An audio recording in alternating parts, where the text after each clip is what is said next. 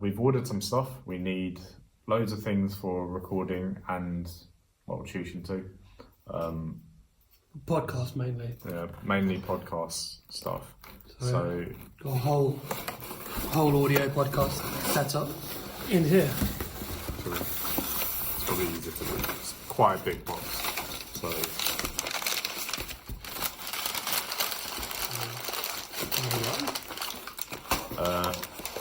start with the obvious microphone stands and microphones. so these are just the stands. Go on, say the name again. Oh, yeah. So we'll put that together in a second. Apparently they were quite good, like according to reviews. So Yeah. we'll see. We'll find out. So we've got four of everything. So 4 microphone stands, 4 mics.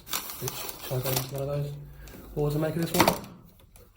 Oh, it's a Behringer. Behringer. Yeah. It's basically like a competitor to the SM58 from Shure, like the basic microphone you see. But it's everywhere. cheaper. It's cheaper. Yeah. Decent quality. So these are dynamic mics because I know that will probably drop these and so on. I mean, you probably will. Yeah. Condenser mics are quite They pick up on quite everything. weak. Yeah, they break very easily. So that's probably not ideal for us because we're going to be moving our setup around quite a lot. So this setup is designed to be quite portable. Yeah. So the one problem is we don't have a permanent studio. Yeah. Got more of those. For those. So what's the difference between a dynamic mic and condenser?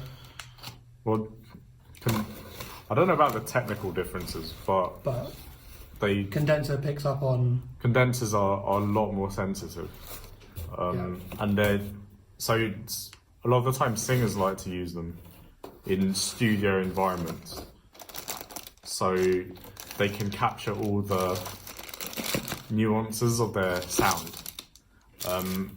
We're not really looking for that because we're mainly talking.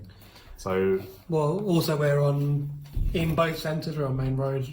Both centres have flats above. yeah, So we don't want to pick up on all of the little sounds going on around us. yes. That don't need to be in. Yeah. So yeah, XLR cables. Yeah, so we'll need this to attach the mics to the audio interface. This was out of all of these, this was the most expensive thing, but I think it's the thing we should be spending the most money on, really. Well, yeah. I mean, we did, but I suppose the thing is that one day we might get we can always upgrade parts of our setup. Yeah, we've made it so that it's modular. That's the cable to go from this to the laptop. So yeah, it's like a printer cable, basically.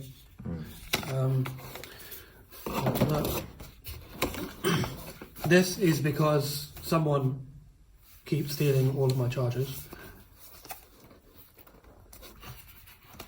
Probably me. Probably. Oh yeah, USB-C to USB-C. Okay, so that's for your iPad. We don't have to do it now. That's yours. What's this? Oh, no, it's the files. For the filing cabinet. Yeah. Oh yeah, there.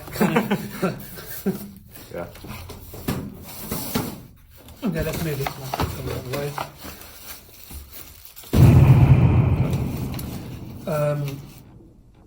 So let's go in with one of these. Yeah. Let's try and set it up. So this is the stand. Now we were thinking of getting an arm, a boom arm, or boom arms for all of them. Like a clamp that you've got on your. But Probably seen them. our setup, because we keep moving it around and that kind of thing, it doesn't have a permanent home. So. But we have to, we've got to pack it up every time we finish because obviously we use this space for our classes and things as well. So I thought this might be a better option because we're constantly taking things up and down, and it's probably more durable than an arm. So durability kind of matters in my opinion. So that's why we went with this.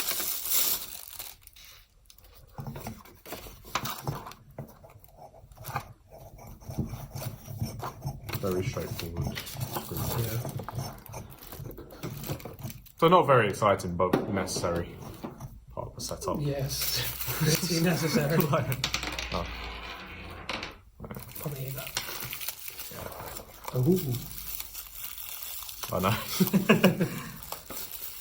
Obviously, all of these items are available in the description below. We'll put the links down there. We'll put the links down. Yeah. Okay, so the stand is adjustable. So you have it like that sort of height, maybe. Microphone. No, there's no on-off switch. We did decide against that. That's that.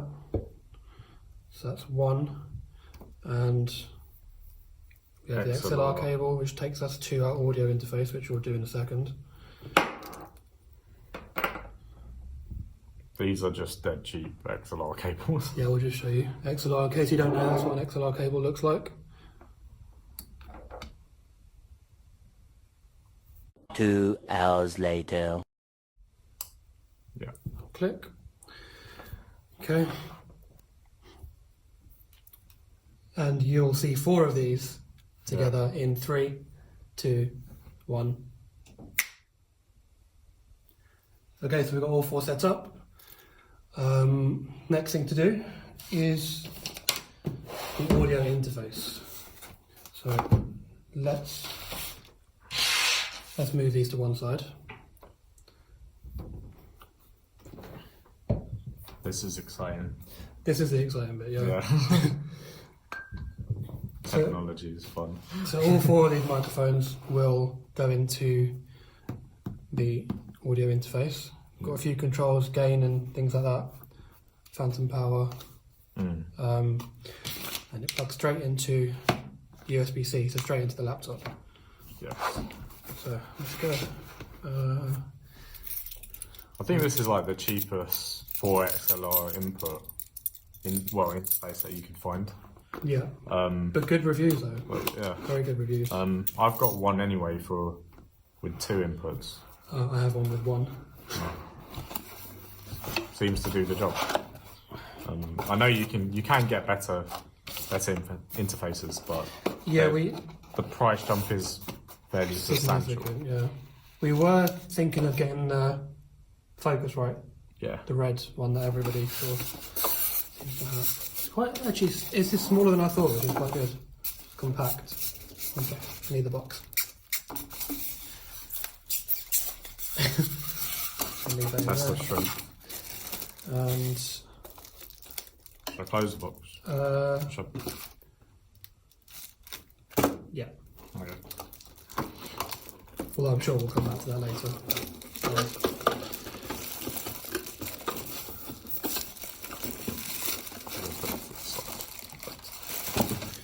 All right. And it's matte black. Always a good thing. So we have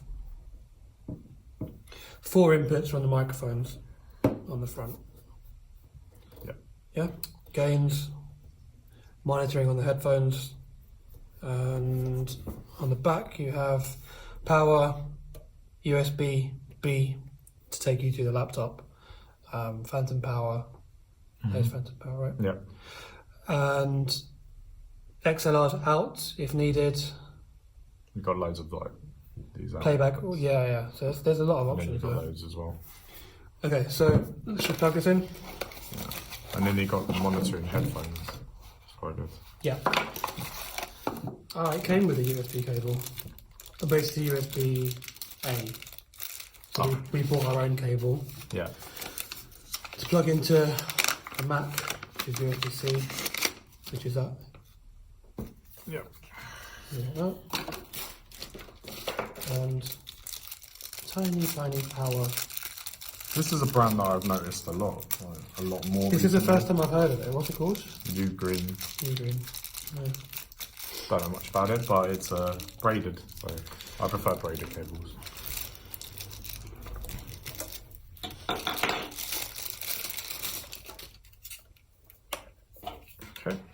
So you plug that into there, and then this bit goes into the USB-C goes into the laptop, obviously. Yeah. So it requires power because there's just so many mics to drive. Power is on your side. Okay. Let's get this extension cord.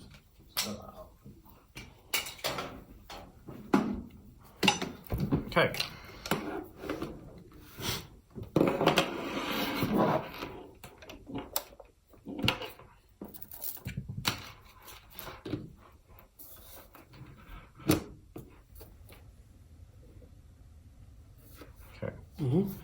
And then we have our microphones, which we in turn plug in to the inputs. So the inputs are on the front.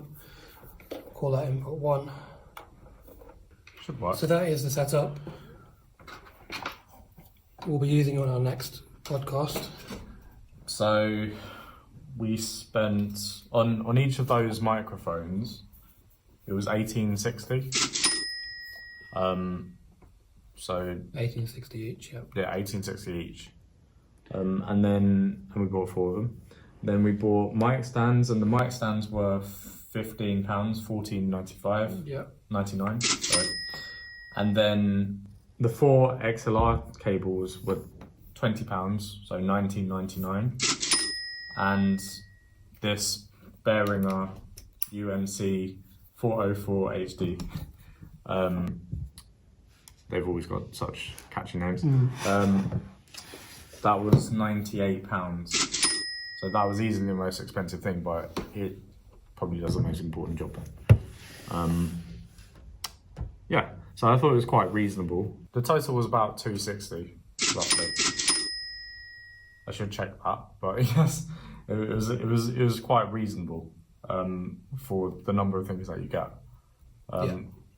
And we're quite happy with this for a first setup.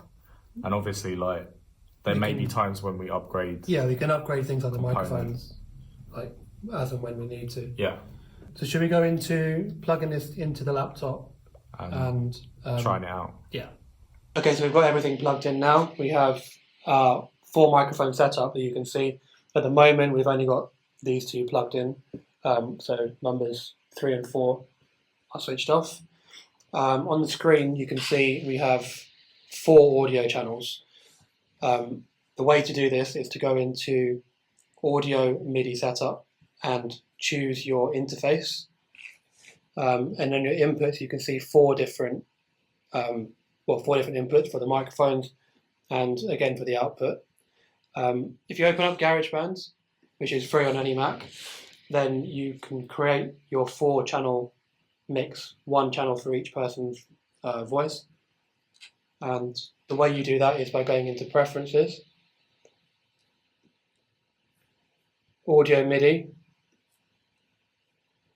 and choosing your input device as the audio interface. You can choose the output device as well as the audio interface, but you would need some sort of speakers or preferably some headphones to monitor everybody's sound. Or you can set it to come out of your laptop and plug in some headphones into there. So just imagine that we're wearing headphones now, and that's what it would look like. So we're going to go into some sound tests, see what these microphones actually sound like, and see if they're any good. Yep. So we're going to arm both of the channels. Press down Command and press both, and you can see microphone 1 and microphone 2 are armed. 3 and 4 are unarmed. I'm going to press record. Check the levels a little bit. And this is what microphone 1 sounds like. And this is what microphone 2 sounds like. Testing, test. 1, 2, 1. Testing, test. 1, 2, 1. Then we're going to unarm both tracks so we don't get any feedback, hopefully. And this is what microphone 1 sounds like. And this is what microphone 2 sounds like. Testing, test. 1, 2, 1. Testing, test. 1, 2, 1. Okay, so not too bad for 1860? Something like that, not too bad. Something like that, yeah. Very cheap. Yeah. Again, they're upgradable. We can upgrade them later down the line, but for a roughly £250 setup, Yeah. quite good. Quite happy with it. Potentially, the next thing we should do is get some pop shields. There's a bit of popping. So plosives are P's. Yeah, your B's and those. B's. Anything where you're pushing air out. Yeah, that's a plosive. So the pop shields, you've probably seen them. It's like a little circle that goes in front of the microphone.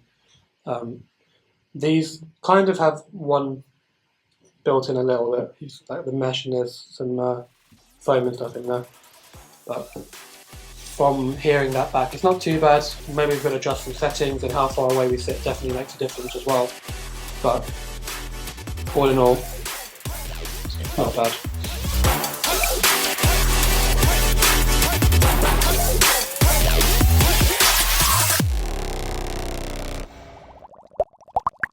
And this is what the microphone will sound like. Should I do that again?